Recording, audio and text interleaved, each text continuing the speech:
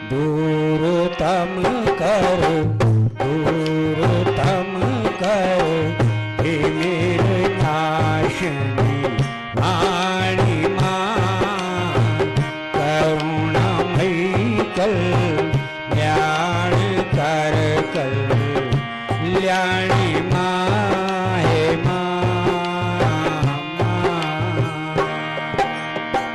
हंस वाहिनी जगत व्यापिनी वाणी मां, करुणामयी कल्याण कर कल्याणी मां हे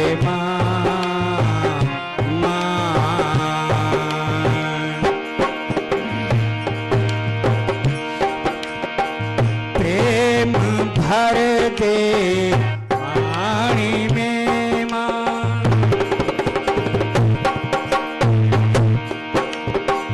होश भर दे वाणी में मां, शारदे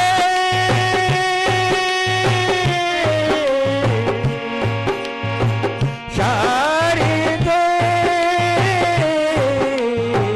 शारदे,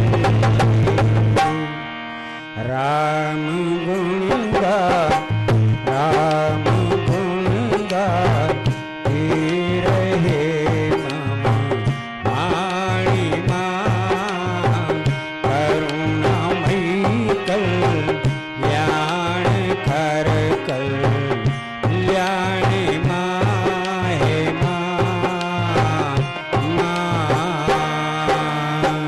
हंस वाहिनी जगत व्यापिनी वाणी मां, करुणामयी कल्याण कर कल्याणी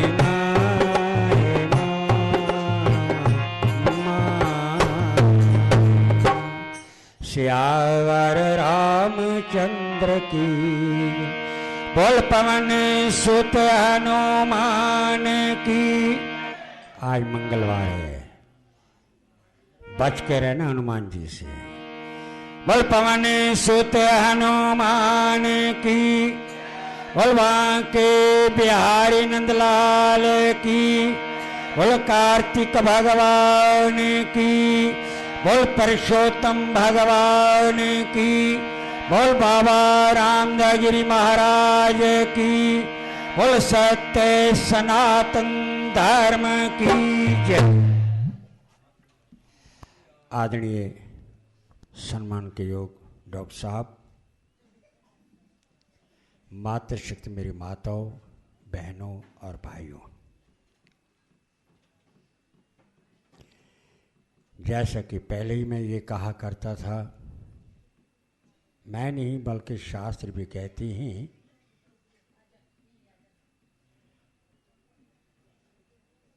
अगर कुछ नहीं कर सकते जीवन के अंदर, केवल प्यासे को पानी पिला दो, भूखे को अन्न दे दो, नंगे को फटा पुराना वस्त्र दे दो ताकि अपने शरीर को ढक सके, महानता है। पर यह ध्यान रखना चाहिए, क्या वो इन चीजों का अधिकारी है? क्या इन चीजों का अधिकारी है? कहीं ऐसा तो नहीं है आपसे वस्त्र लेकर के बाहर बेच दे। ऐसा तो नहीं है कि ब्राह्मण आपसे दान लेकर के शाम को पहुंच जाए। इस बात का विशेष जो कि शास्त्र कहती है, अधिकारी वही होता है जो कर्म को करता हो और साथ में जन्म से ही अधिकारी हो, अर्थात ब्राह्मण हो। कहीं ऐसा ना हो कि हमारा किया हुआ कर्म भी व्यर्थ चला जाए। आप कहेंगे ये तो भगवान करवाते हैं। भगवान करवाते नहीं हैं, भगवान ने हम लोगों को बुद्धि दे रखी है। ट्रांसमीटर लगा हुआ है, ये ट्रांसमीटर। नेत्र दिए हैं और नासिका दी है, हाथ दी है, पैर दिए हैं। और इसका कैसे हमने प्रयोग करना है, भगवान ने आपके ऊपर छोड़ दिया है। और इस हाथों के द्वारा शुभ कार्य किया जाए। कुछ नहीं कर सकते, फिर भगवान कितने भोले हैं, हम लोगों को आसान रास्ता देते हैं। और कुछ नहीं, मंदिर में जा करके वहां नहीं जा सकते, घर में मंदिर बनाया हुआ है, उसकी प्रतिदिन सफाई तो कर दिया करो। ऐसा ना हो, एक सज्जन जा रहा था और बहुत सुंदर कपड़े पहने हुए थे, चेहरा सजा हुआ था, चश्मा भी लगा हुआ था मेरी तरह, और स्कूटर पे जा रहे थे। और जा करके रुके मित्र के पास। जैसे मित्र के पास रुके, उसने देखा, आइए। उसने कुछ और नहीं कहा, केवल इतना कहा है कि भैया, ए मित्र, ए दोस्त, अपने चेहरे को देखो, कितने सुंदर लग रहे हो। और तुम स्कूटर के चेहरे को देखो, वो तुम्हारे से सुंदर लग रहा है। इतना सुनते पानी पानी हो गया। समझ गए, स्कूटर की सफाई नहीं थी, मिट्टी जड़ी हुई थी। तो जहां हम अपने चेहरे को सजाते हैं, सुंदर वस्त्र पहनते हैं और बाल सजाते हैं, आईने के सामने खड़े हो जाते हैं, देखते हैं कि कहीं कोई गड़बड़ तो नहीं है चेहरे पर, कहीं दाग तो नहीं है, हैं? बाल ठीक सेट है ना, देखते हैं। कभी सिर यूं करते हैं, कभी यूं करते हैं, पता नहीं कैसे कैसे करते हैं? इतना तो हमने सजा लिया, चेहरे को सजा लिया, सुंदर वस्त्र पहन लिए, कीमती से कीमती वस्त्र पहन लिए, कभी मन के अंदर झांक करके नहीं देखा क्या मन भी उज्जवल है या नहीं है, मन भी साफ है कि नहीं। आज राजा अपने दरबार के अंदर आए। एक बार कह दीजिए, श्री राम जय राम, जय जय राम।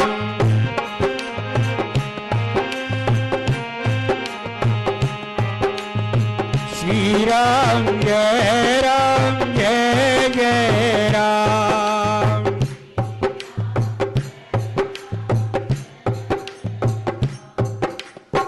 श्री राम जय राम, जय जय राम। श्री राम,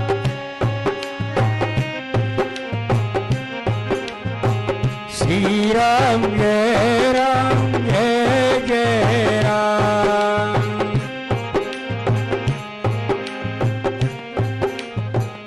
राजा दरबार में पहुंच गए। मंत्रीगणों ने उनका स्वागत किया।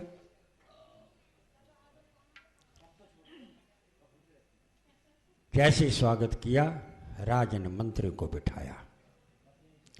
राजा पहले पता नहीं देखता था या नहीं देखता था, जैसे ही बैठा चारों तरफ नजर लगाने लगा। मंत्री को कहा, सफाई कर्मचारी को बुलाओ। मंत्री का हैरान, एकदम ऐसे आ गया, सफाई कर्मचारी को बुलाओ। गए, उनके घर पहुंचे कि भैया आपको महाराज याद कर रहे हैं। इतना सुनते वो भी थर थर कांपने लग गया। कहीं लगता है कि मेरे काम के अंदर कोई कमी रह गई है, हैं? एक सफाई कर्मचारी राजा का नाम सुनते ही थर थर कांपने लगा। परंतु हम लोग भगवान बार बार सचेत करते, हम डरते नहीं, हमें किसी का डर नहीं है। तो क्या बात है, मालूम नहीं कि साहब ने बुलाया है, राजा ने बुलाया है। थर थर कांपता कांपता मैं अपने राज दरबार के अंदर पहुंचा। जाते ही कांपते हाथों से जाकर के नमस्कार किया।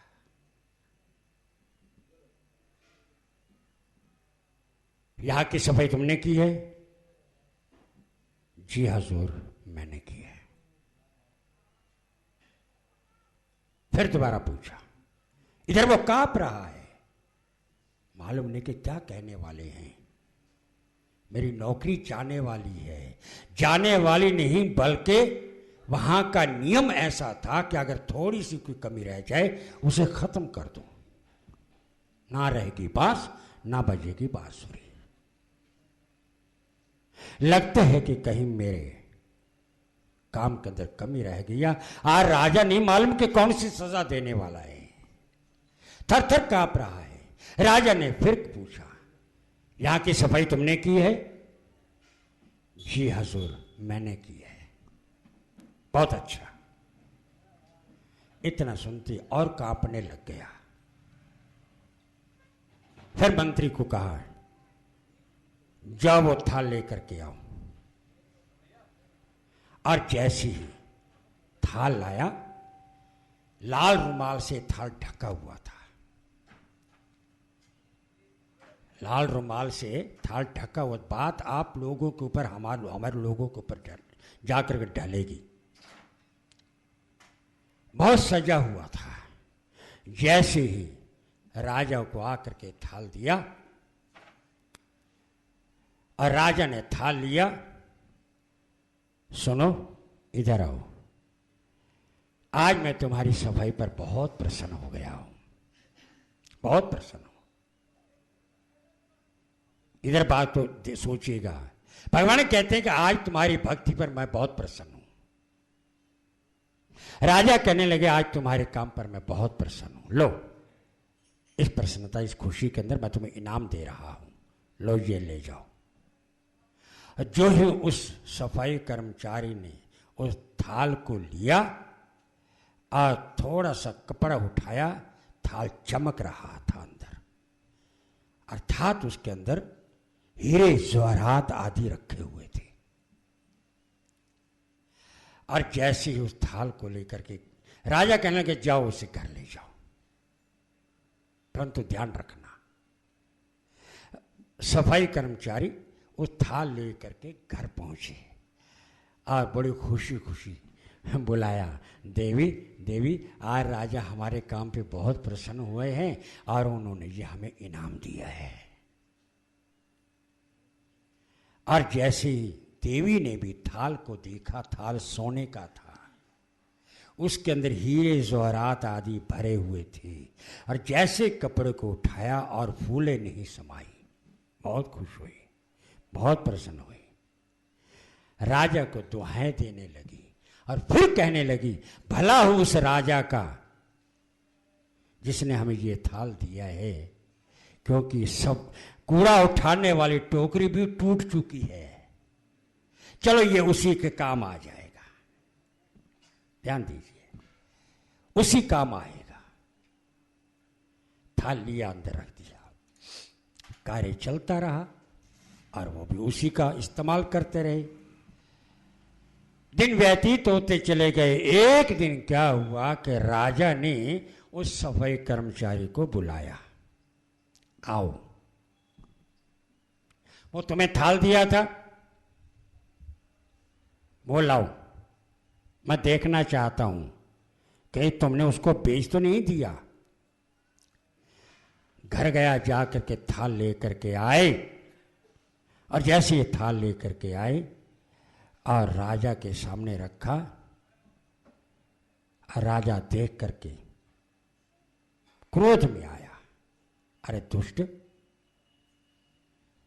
तुम इस थाल की कदर नहीं पहचानी हैं?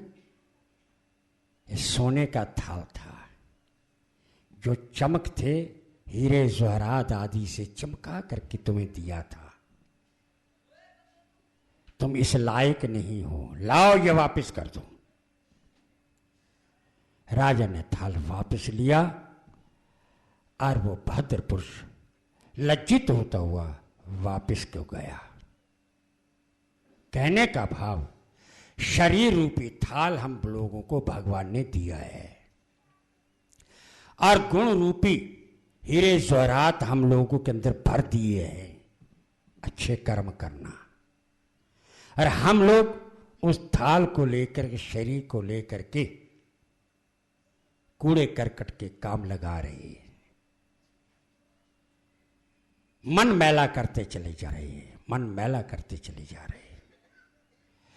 तो एक दिन वो आ जाता है, भगवान कहते अरे दुष्ट, मैंने तुझे भेजा था जीवन बनाने के लिए और तुम जीवन बना नहीं सके, तुम तो जीवन को गवा चुके हो, लाओ ये थाल वापस कर दो। और उसी समय उस थाल को, शरीर रूपी इस थाल को वापस ले लेते हैं। और क्यों ना कि हम इस थाल को, इस बर्तन को, शरीर रूपी बर्तन को संभाल करके रखें, इसे मैला मत होने दें, तो जीवन उसी का बनता है। तो तभी फिर वही कहा है, उनको जग में डर काहे का, जिसे सहारा राम का वो तर जाते भवसागर से, जिसे सहारा नाम का उनको जग में।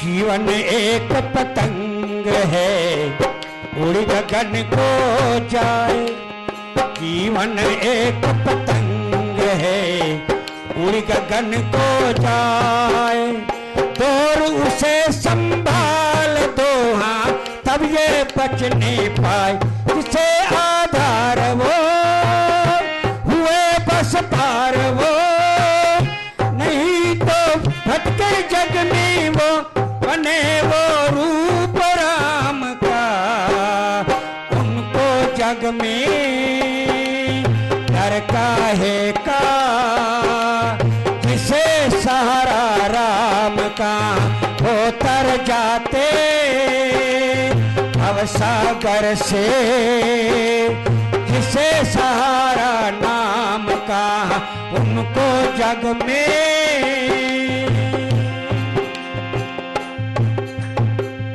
राम से नाम बड़ा है? राम जी ने देखा ना, लंका में जाने के लिए वानर सेना जो है पुल बना रही है और पत्थर तैरते चले जा रहे हैं। पूछा ये सब कैसे हो रहा है? प्रभु आपकी माया है। राम जी समझे नहीं, आपकी माया है। अच्छा, फिर ध्यान से देखा, पत्थर के ऊपर राम लिखा हुआ था। श्री राम नहीं, सिर्फ राम, राम लिखा हुआ था।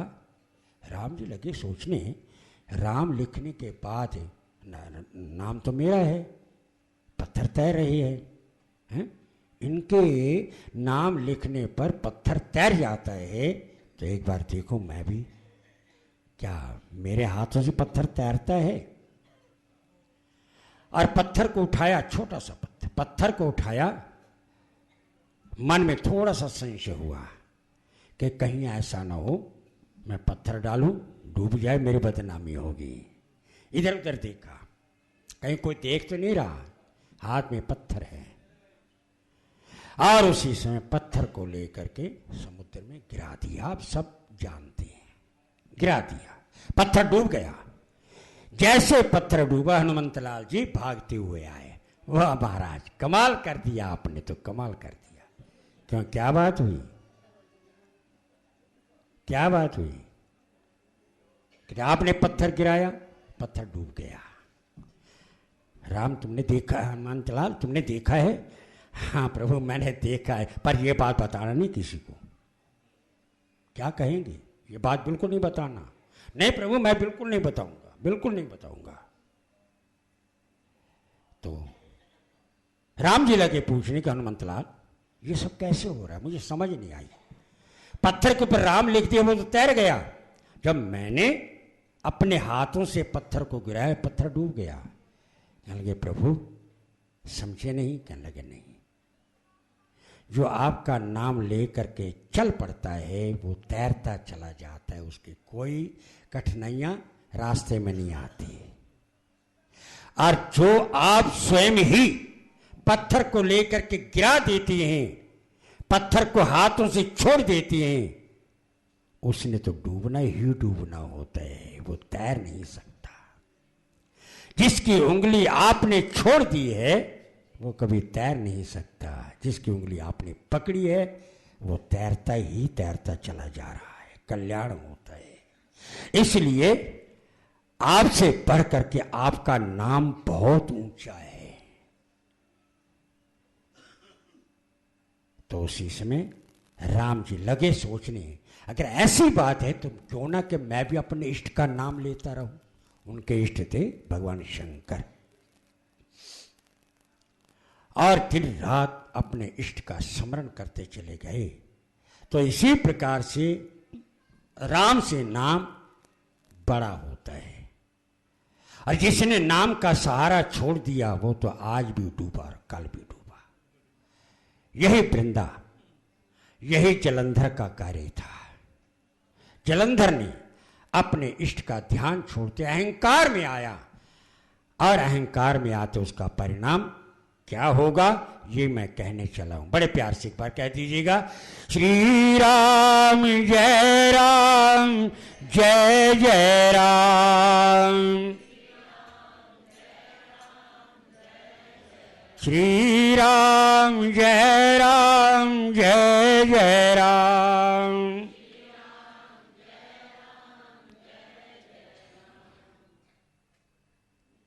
भगवान शंकर जैसे वहां पहुंचे, भगवान विष्णु ने कहा कि प्रभु इसे जलंधर को मारा क्यों नहीं? भगवान विष्णु को कहने लगे कि मैं इसे नहीं मार सकता, ये आपके तेज से उत्पन्न हुआ है और आपके तेज से ही यह मारा जाएगा। तो कहने लगे मारने की शक्ति तो मेरे पास भी नहीं है, तो क्यों न कि आप ऐसा कीजिए, अपनी शक्ति अर्थात अपना तेज मुझे दीजिएगा। और देवताओं से भी तेज मांगा, सभी तेजों को इकट्ठा करके, शक्ति को इकट्ठा करके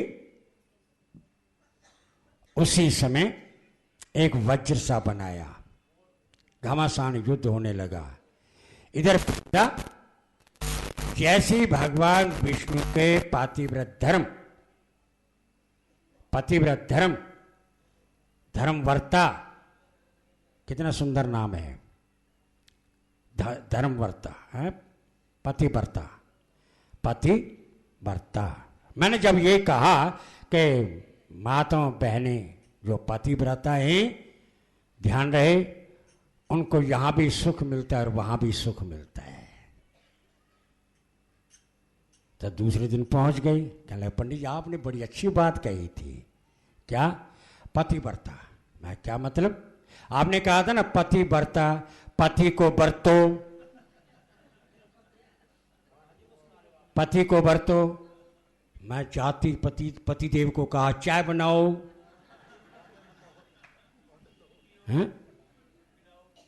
चाय पिलाओ।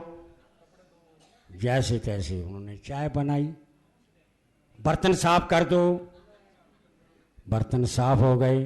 ये मैले कपड़े पड़े इनको सब इकट्ठा कर दो, शाम को आपने इसको धोना है। वो कहे ये पाठ कहां से पढ़ के आई है तू? पंडित जी ने कहा था पतिव्रता, पति को वर्तो, जैसे भी है वर्तो, जल्दी करो, छोड़ना नहीं है। तो उसके पति पहुंच गए पंडित जी के पास। पंडित जी ये क्या कहा आपने?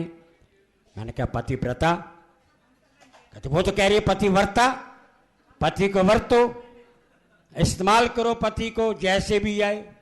क्या पंडित जी आप कमाल कर रहे हैं। मैंने कहा उसके समझने की कमी है, क्या करें। तो कहने का मतलब यह है कि पतिव्रता स्त्री जो होती है वो पति को भी स्वर्ग तक ले जाती है, पतिव्रता नहीं, पतिव्रता। तो इस प्रकार से वह वृंदा जो थी, जैसे ही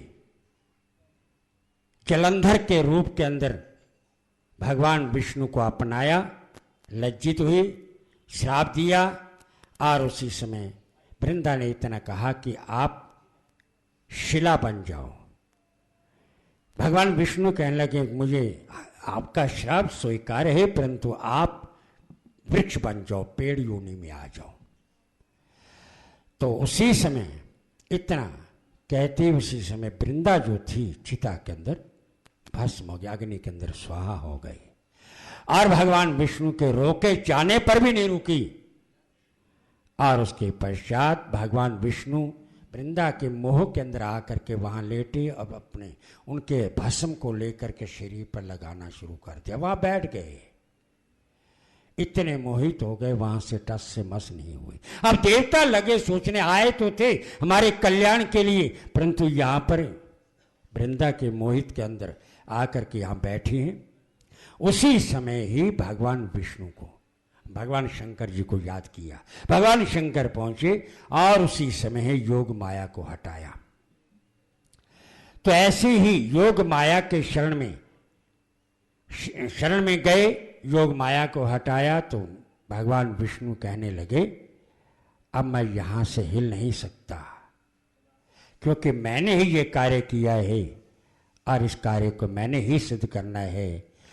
तो उसी समय ही किसी प्रकार से विश्राम ना पा करके भगवान शंकर ने कहा कि तुम भगवान योग माया की शरण में जाओ, ऐ देवताओं, उनसे प्रार्थना करो और तभी जा करके हमारा कल्याण होगा।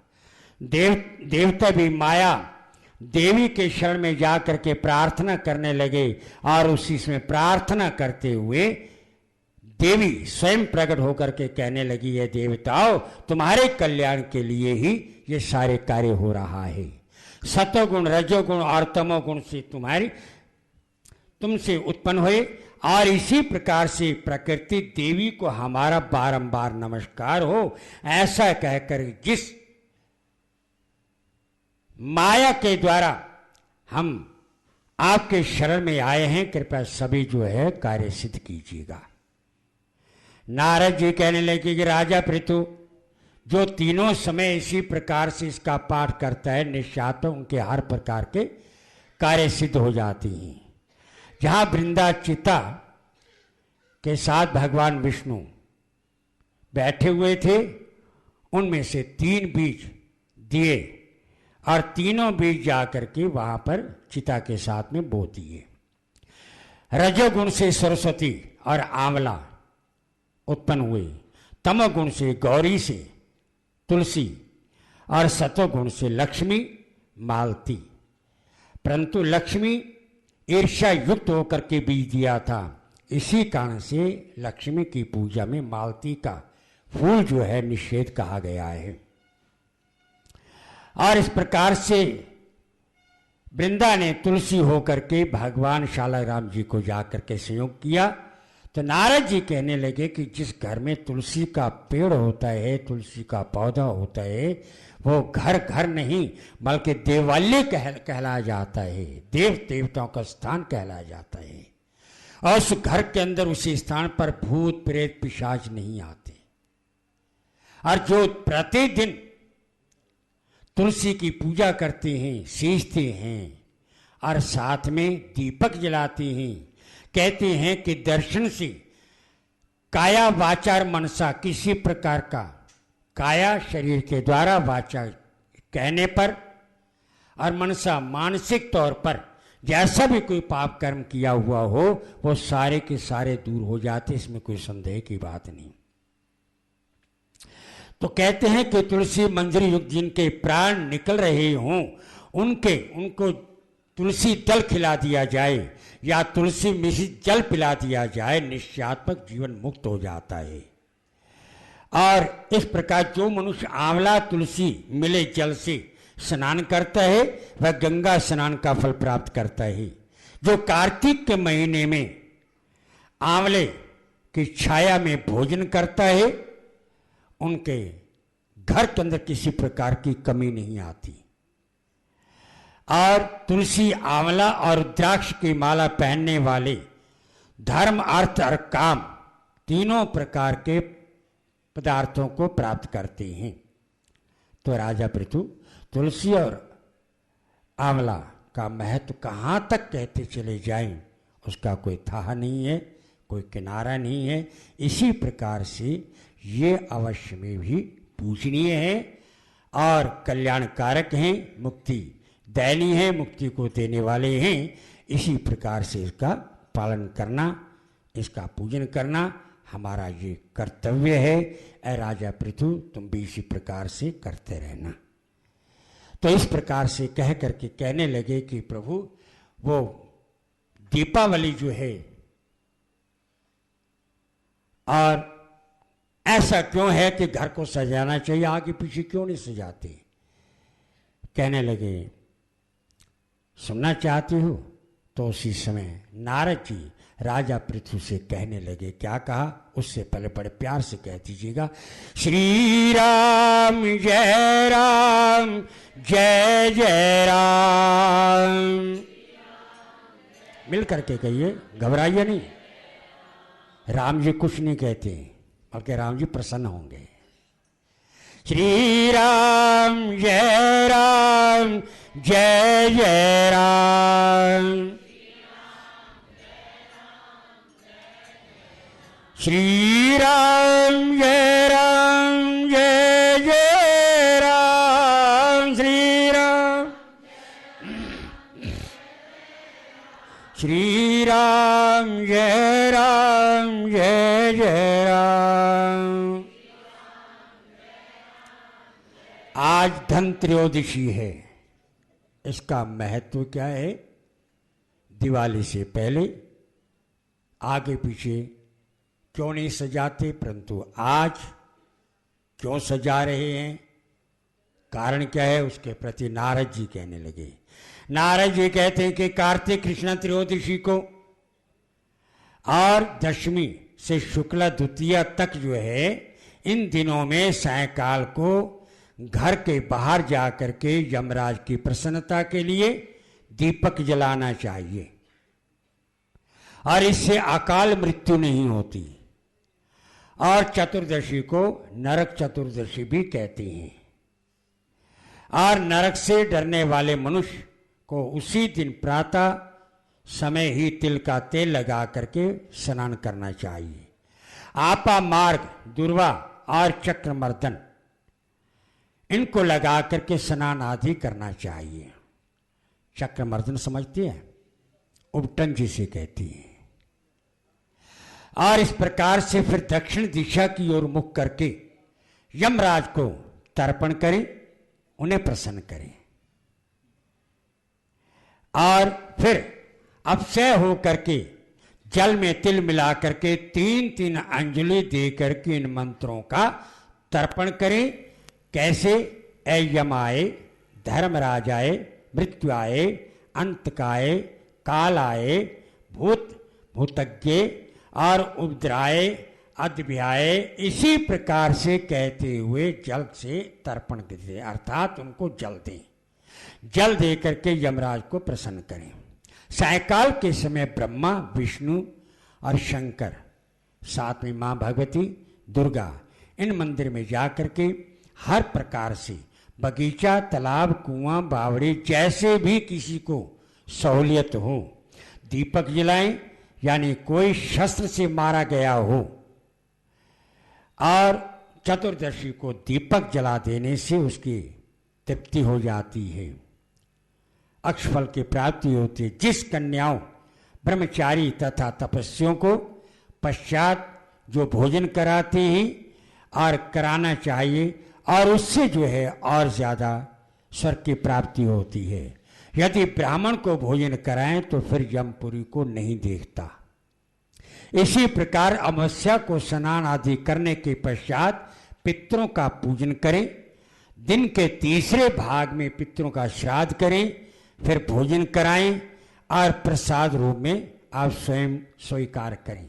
सायंकाल में हमारे अपने अपने घर में तुलसी के स्थान पर, ब्राह्मण के घर, मित्र के घर, देवता, इनके स्थानों में जाकर के दीपक जलाएं, अर्थात रोशनी दें। और फिर कहते हैं चौराया, शमशान, नदी, पर्वत, गौशाला पर जाकर के दीपक जलाएं। इससे क्या होता है? लक्ष्मी की प्राप्ति होती है, लक्ष्मी जी प्रसन्न होती है। जैसे पतिव्रता स्त्री पति से पहले जागती है, वैसी लक्ष्मी जो है भगवान विष्णु के 12 दिन पहले जाग जाती है। और अमावस्या को बाल, वृद्ध, रोगी इनको छोड़ करके बाकी कोई भोजन ना करे, अर्थात व्रत को धारण करें और मन के अंदर लक्ष्मी जी का ध्यान, विष्णु भगवान का ध्यान रहे। और सायंकाल में श्री लक्ष्मी जी का पूजन करके भोजन करना चाहिए। सारे घर में दीप माला करनी चाहिए, रोशनी हो, और सुगंधित अगरबत्ती आदि से घर के अंदर सुगंधित फैलाएं और घरों को स्वच्छ करके खूब उसे सजाना चाहिए। मालाओं से सुशोभित करना चाहिए। सब स्त्री पुरुष नए वस्त्र धारण करके फिर माँ भगवती लक्ष्मी जी का ध्यान करें और गीत गाएं, सुंदर भजन गाएं और इसी प्रकार से माँ भगवती लक्ष्मी जी को प्रसन्न करें। तो इसी रात्रि को लक्ष्मी जी सारे घरों के अंदर आकर के घूमती हैं, देखती हैं गुप्त रूप में, और जो घर उसे अच्छा लगता है उसी घर में जाकर के बैठ जाती है बड़ी प्रसन्नता के साथ। और वो घर कैसा? ध्यान रहे, जहां घर के अंदर सुगंधी हो, सुंदरता हो और साथ में रोशनी हो, परंतु शराब आदि का निषेध हो, क्योंकि मां लक्ष्मी स्वच्छता चाहती है, स्वच्छ चाहती है, शुद्धता चाहती है। और कहते हैं कि इसी प्रकार से एक पैर रात्रि रह जाए तो उसी समय सूप या पुराने पंखे से घर का जितना भी दरिद्र कूड़ा होता है बाहर जाकर के गिरा दे। ऐसा करने से लक्ष्मी जी वहां पर सदा के लिए स्थिर रहती है। दूसरे दिन गोवर्धन बना करके कहते हैं, नारद जी कहते हैं कि उसकी पूजा करें, अपने भाई बंधु सहित ब्राह्मण को भोजन करा करके आप भी उसे भोजन को ग्रहण करें। इसी दिन भगवान श्री कृष्ण ने इंद्र का मान मर्दन किया था, अभिमान को तोड़ा था, गोवर्धन पर्वत का भोग लगाया था। जो गौ की प्रार्थना करें, फिर उसके बाद यज्ञ आदि के लिए गौ माता से प्रार्थना करें कि गौ माता हमें दीपक के लिए, घर की शुद्धि के लिए, शरीर स्वस्थ के लिए घी दें, दूध दें और इसी प्रकार से मेरे पापों को दूर करें। जो गौ मेरे आगे पीछे रही, दाएं बाएं रहें, सदा मैं गौओं के बीच में रहूं और आपकी पूजा, आपकी सेवा करता रहूं, करती रहूं। गौ माता आप हमारी हर प्रकार से रक्षा करें। ए बैल वृक्षराज, तुम भी हमारी हर प्रकार से रक्षा करना, क्योंकि आप अन्न को उत्पन्न करने वाले हैं और हमारे सबकी हर प्रकार से रक्षा करना। तो तीसरे पहर ब्राह्मण लोग हवन यज्ञ आदि करें और उसी समय वृक्ष कुश काश की पालिका बनाएं और सब लोग उन्हें नमस्कार करके एक तरफ लोग इकट्ठे होकर के उस रस्से को खींचें और जो खींच करके ले जाता है वो 1 वर्ष तक विजयी होता है। सायकाल बलि और उसकी स्त्री विंध्या बलि की मूर्ति बना करके पूजा करे। जो इस प्रकार से बलि का पूजन करता है अथवा दान आदि करता है, भगवान का भजन आदि करता है, भगवान की कृपा से उसके घर के अंदर किसी प्रकार की कमी नहीं होती और ना ही अकाल मृत्यु होती है और ना ही वो कुकर्म कर सकता है और उसके घर के अंदर सदा शांति बनी रहती है। तो ये नारद जी कहने राजा पृथु इसी प्रकार से जो करता है उसको किसी प्रकार की कमी नहीं आती। और मैं भी यही आपसे कहूँगा। नारद जी कहने लगे राजा पृथु तुम भी इस नियम का पालन करते रहो, तुम्हारा भी जीवन सफल होगा। तो जो तुमने पूछा वो हमने तुम्हें बता दिया है। तो इति श्री शिखंड परिवा खंडे ये अध्याय समाप्त।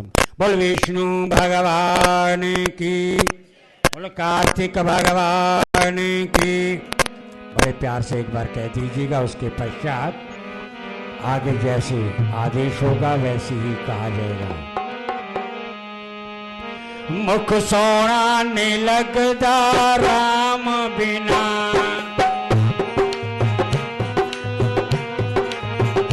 मुख सोना नहीं लगदा नाम बिना।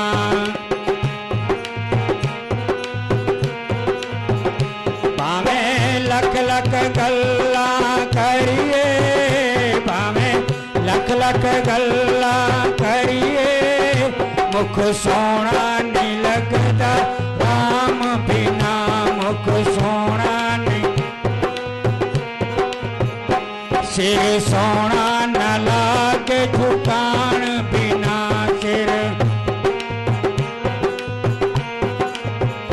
भावें कितने ताज सजाइए, भावें कितने ताज सजाइए, मुख सोना नहीं लगदा राम बिना, मुख सोना नहीं,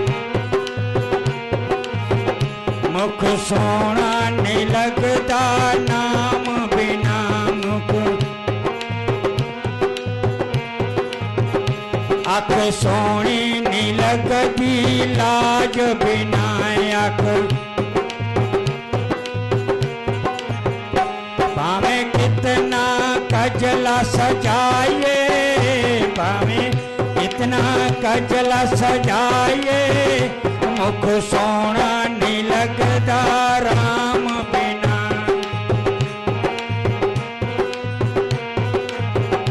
मुख सोना नहीं लगदा राम बिना।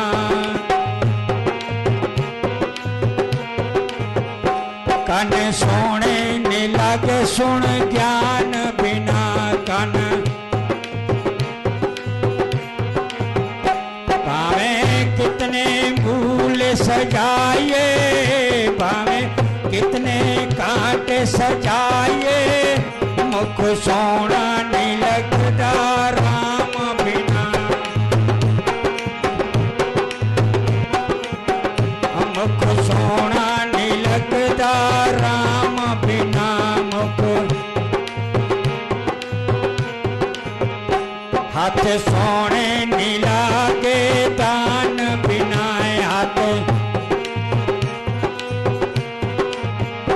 भावें कितनिया छापा पाए, भावें कितनिया छापा पाए, मुख सोना नहीं लगदा राम बिना, मुख सोना नहीं, मुख सोना नहीं लगदा राम बिना, मुख। पग सोने नहीं लगे द्वारे जान बिना, पग पग सोने नहीं लगे द्वारे जान बिना, पग भावें कितनी पंजे पे सजाइए, भावें कितने पंजे पे पाइए, मुख सोना नहीं लगदा राम बिना, मुख सोना नहीं लगदा राम बिना। तन सोना न लगे शुभ काम बिना, तन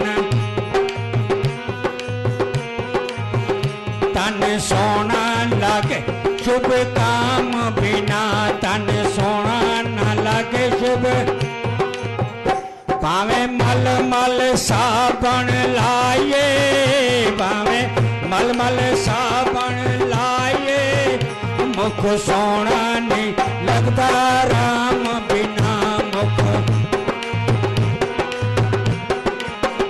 मुख सोना नहीं लगता राम बिना मुख। गोविंद जय जय, गोविंद जय जय, गोविंद जय जय। राधे राधे, राधे राधे, राधे राधे, राधे राधे। और ताली बजा के और राधे राधे मुख से बोलो, और राधे राधे, और राधे राधे, और राधे राधे, और राधे राधे, और राधे राधे, और राधे राधे, और राधे राधे, और राधे राधे, और राधे राधे, और राधे राधे, राधे राधे, राधे राधे, राधे राधे, राधे राधे, राधे राधे, राधे और राधे राधे, और राधे राधे। और बांके प्यारे नंदलाल की जय। अब मैं प्रार्थना कर रहा हूँ अपने भैया नरेंद्र शर्मा जी से। वे अपने मुखारविंद द्वारा जो है प्रभु का रिझाने के लिए सुंदर सा गीत कहेंगे। नरेंद्र शर्मा जी। ओम। बाबा रामदास जी गिरी काली कमली वाले महाराज दी गद्दी ते विराजमान, मेरे शहनशाह सतगुरु जी महाराज व्यास गद्दी ते विराजमान, मेरे वड्डे वीर जी पंडित चेतन दास जी शोक जी, भंडारा कमेटी के प्रधान काकू भारत जी जो दिन रात तुहाडी सेवा च, गुरु महाराज किरपा करन अपना आशीर्वाद इसे तरह रखन। मान व सम्मान दे योग वदावन जी, युगल बत्रा जी, वीरेंद्र ग्रोवर जी, राजिंदर मोहन जी, दरबार ते आए मेरे वीरों भैनों भराओ संतों भक्तों, बड़े भाग्यवान हैं हम जो पावन पवित्र कार्तिक के महीने में गुरु चरणों में हाजिरी लगा रहे हैं, परमात्मा का नाम ले रहे हैं। क्योंकि अपने दर पे किसी को बुलाना यह भी शामिल है तेरी रजा में, अपने दर पे किसी को बुलाना यह भी शामिल है तेरी रजा में। और तेरा जलवा में अवसर किसी को और किसी को नहीं है, यूं तो दर है जमाने में लाखों, पर सतगुरु तेरे दर सा एक नहीं है।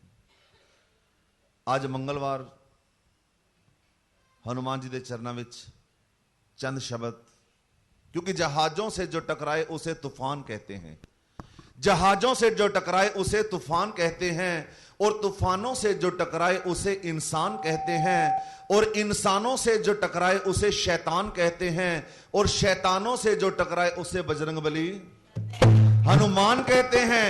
और जो बार बार पिटे, जो बार बार पिटे और फिर भी सर उठाए उसे पाकिस्तान कहते हैं। आज जब हनुमान जी लंका से वापस आए तो प्रभु राम ने एक प्रश्न कर दिया कि हनुमान सेवक किसे कहते हैं? कि प्रभु जो आज्ञा का पालन माने उसे सेवक कहते हैं।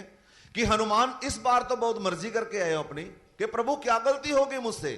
कि हनुमान मैंने कब कहा था लंका में आग लगाना? ये मैंने नहीं कहा था। मैंने कब कहा था अक्षय कुमार को मार देना? ये मैंने नहीं कहा था। कि प्रभु आपने कहा भी था और कहा भी नहीं था।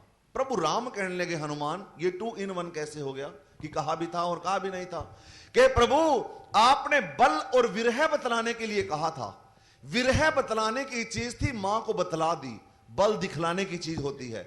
बल माताओं को थोड़ी दिखलाया जाता है, बल तो दुष्टों को दिखलाया जाता है।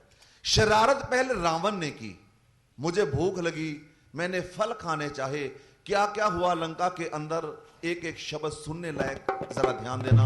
क्या कह रहे हनुमान जी कि मुझे माफ करो श्री राम, और मैंने तोड़ के खाए आम, इसमें उस रावण का क्या गया? फल खाना जुल्म क्या हो गया? मैं क्या करता क्या करता? फल खाना जुल्म क्या गया? मैं क्या करता क्या करता? रावण झगड़ालू हो गया, मैं क्या करता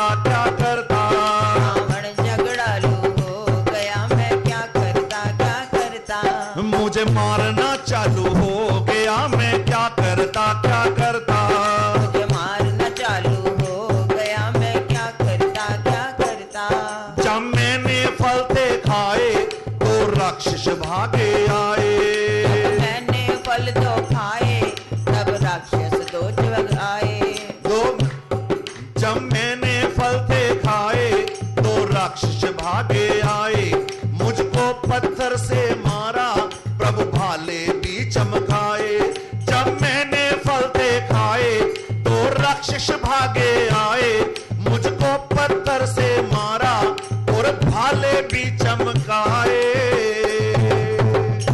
बोलो जय श्री राम। जय श्री राम। बहनों बोलो जय श्री राम। जय श्री राम। भाइयों बोलो जय श्री राम। जय श्री एक राम। बार मिलके बोलो जय श्री राम। जय श्री राम। जय श्री राम नाम भव सागर से पार कर देता है। आज हनुमान जी बतला रहे हैं, प्रभु जब मैंने फल थे खाए दो राक्षस भागे आए। मुझको पत्थर से मारा और भाले भी चमकाए। हनुमान आपने हमारे लिए इतना कैसा, इतनी मुसीबतें सही, आपने तो कुछ नहीं किया। प्रभु मैं क्या करता, मैंने तो आपका ध्यान किया। हनुमान जब आपने हमारा ध्यान किया तो हुआ क्या प्रभु, फिर एक चमत्कार हुआ। हनुमान वो चमत्कार क्या हुआ, तो हनुमान जी बतला रहे हैं, प्रभु फिर मेरा सोटा चालू हो गया, मेरा सोटा चालू, मेरा सोटा चालू हो गया, मैं क्या करता क्या करता। मेरा सोटा चालू हो गया, मैं क्या करता क्या करता। रावण झगड़ालू हो गया, मैं क्या करता क्या करता। रावण झगड़ालू हो गया, मैं क्या करता क्या करता। फिर अक्षय लड़ने आया, मैंने उसको समझाया। फिर अक्षय लड़ने आया, मैंने उसको समझाया। फिर अक्षय लड़ने आया, मैंने उसको समझाया। फिर अक्षय लड़ने आया, मैंने उसको समझाया। जब उसने आंख दिखाई प्रभु मैंने लात चलाई। जब उसने आंख दिखाई, प्रभु मैंने लात चढ़ाई। फिर अक्षय लड़ने आया, मैंने उसको समझाया। प्रभु उसने आंख दिखाई तो मैंने लात चलाई। एक बार फिर बोलिए जय श्री राम। जय श्री राम। एक बार मिलके बोलिए जय श्री राम। जय श्री राम। प्रभु फिर अक्षय लड़ने आया, मैंने उसको समझाया, बेवकूफ वापस भाग जा। लेकिन जब उसने आंख दिखाई तो मैंने लात चलाई। प्रभु मंद मंद मुस्कुराए कि हनुमान लात बड़े आराम से चला दी होगी तूने, अरे उसको चोट तो नहीं लगी। प्रभु चोट, वो मूर्छित होके, वो मूर्छित होके गिर गया, वो मूर्छित होके सो गया, मैं क्या करता क्या करता। मूर्छित होके सो गया, मैं क्या करता क्या करता। रावण झगड़ालू हो गया, मैं क्या करता क्या करता। रावण झगड़ालू हो गया, मैं क्या करता क्या करता। फिर मेघनाथ को भेजा, उसने भी मारा नेजा। मेघनाथ को भेजा, उसने भी मारा खेचा। मैंने फिर पेड़ उखाड़ा और मेघनाथ पे फेंका। तीर उठारा और मेघनाथ पर भेजा। फिर मेघनाथ को भेजा, उसने भी मारा नेजा। मैंने फिर पेड़ उखाड़ा और मेघनाथ पे फेंका। बोलो जय श्री राम। जय श्री राम। मिल के बोलो जय श्री राम। जय श्री राम। जोर से बोलो जय श्री राम। जय श्री प्रभु राम। फिर मेघनाथ को भेजा, उसने भी मारा नेजा। मैंने फिर पेड़ उखाड़ा और मेघनाथ पे फेंका। हनुमान जी ये आपने क्या किया। प्रभु मुझे पत्थर मार रहे हैं, भाले मार रहे हैं, गुस्सा आया, मैंने भी पेड़ फेंक दिया। हनुमान जी जब आपने पेड़ फेंका तो क्या हुआ। प्रभु फिर वो चक्कर खा के, वो चक्कर खा के, वो चक्कर खा के सो गया, मैं क्या करता क्या करता। चक्कर खा के सो गया, मैं क्या करता क्या करता। रावण झगड़ालू हो गया, मैं क्या करता क्या करता। रावण झगड़ालू हो गया, मैं क्या करता क्या करता। मेरी पूंछ में आग लगाई तो मैंने छलांग लगाई। पूंछ में आग लगाई, मैंने लंका है जलाई। एक घर से दूजे घर घर तक प्रभु मैंने आग लगाई, मेरी पूंछ में आग लगाई तो मैंने छलांग लगाई, एक घर से दूजे घर तक प्रभु मैंने आग लगाई। बोलो जय श्री राम। जय श्री राम। एक बार और बोलो जय। जय श्री राम। प्रभु मेरी पूंछ में आग लगाई तो मैंने छलांग लगाई, एक घर से दूजे घर तक प्रभु मैंने आग लगाई। हनुमान जी ये आपने क्या किया? लंका में आग क्यों लगा दी? नम्र होके हनुमान जी बोले, प्रभु आप ही कहा करते हैं कि प्रसाद कभी अकेले नहीं खाना चाहिए। रावण ने मुझे आग के रूप में प्रसाद दिया, मैंने डोर टू डोर सारी लंका में बांट दिया। आज लंका में क्या लग गई? आग। आग। लंका में क्या लग गई? और लंका जल के कैसी हो गई? सोने के जैसी। लंका जल के कैसी हो गई? राख। ये भजन मैं कई बार सुना चुका हूं आपको, और जब ये बात सुनता हूं आप बोलते हैं लंका जल के राख, दिल करता मैं अपने बाल फाड़ लूं। सिख धर्म में चले जाइए, छोटे से छोटे बच्चे को जपजी साहब, रह राज सुखमनी साहब जुबानी याद होता है। मुसलमानों में चले जाइए, छोटे से छोटे बच्चे को 5 नमाज अदा करने का पता होता है। आपकी करनाल की रामायण रामलीला इतनी मशहूर है ना कि पूरे हरियाणा में इसका जोर है, और गुरुजी कई बार लाखों रुपए दे के आए हैं यहां पे, और आप भी जाते हैं वहां पे। आपने रामायण ध्यान से नहीं देखी। बड़े दुख लगता है जब हिंदुओं को अपनी हिस्ट्री का नहीं पता होता। चलो भाई लोग तो बिजनेस करते हैं, नौकरी करते हैं, दुकानदारी करते हैं, खेती करते हैं। मेरी बहनें तो सारा दिन टीवी के आगे बैठी रहती हैं। एक टप खाली शाम को टीवी के आगे रख दो, खाली टप, सुबह तक रो रो के मेरी बहनें आंसुओं से भर देंगी। इतने दर्द भरे नाटक आए हुए हैं। क्या हिंदुस्तान वासियों को पहले टेंशन कम है जो सीरियल वालों ने और दे दी? मेरी मां की याद में कभी कोई नहीं रोया, उस बांके बिहारी की याद में कोई नहीं रोया, उस राम की याद में कभी कोई नहीं रोया। बड़े दुख की बात है। मेरे मातृ शक्ति माताओं बहनों का ध्यान कहां? रामलाल जी दसना वीर जी बता दूं? हाँ, इनका ध्यान कहां है? क्योंकि सास भी कभी बहू थी, सास भी कभी बहू थी, क्योंकि सास भी कभी बहू थी, क्योंकि सास भी कभी बहू थी। कहानी घर घर की कसौटी जिंदगी की, कहानी घर घर की कसौटी जिंदगी की। मेरे देश में निकला होगा चांद, मेरे देश में निकला होगा चांद। कहानियां खत्म नहीं होती। अगर बच्चे स्कूल से आएंगे कहेंगे मम्मी खाना दे दो, उन बेचारों को खाना नसीब नहीं होगा। पैसे अवश्य मिल जाएंगे। क्यों? क्योंकि बेटे जाके सरदार की दुकान से भटूरे खा लो। क्यों? बहनों के पास टाइम नहीं है। क्यों टाइम नहीं? अभी देखना है क्या? कभी भाभी, कभी कुमकुम, दिल चाहे कभी शगुन, कभी भाभी, कभी कुमकुम, कभी चाहे दिल शगुन। कभी जोधा जैसी कोई नहीं, कभी सोना जैसी कोई नहीं, कभी जोधा जैसी कोई नहीं, यशोदा जैसी कोई नहीं। जोधा अजय परसों में पूछे पड़तानी राती रोटी नहीं खाती, साड़ी पड़तानी रोटी, मैं रोटी क्यों नहीं खाती? कहती जोधा दा मुंडा मर गया अज। कभी जोधा जैसी कोई नहीं, यशोदा जैसी कोई नहीं। कहानी घर घर की कसौटी जिंदगी की,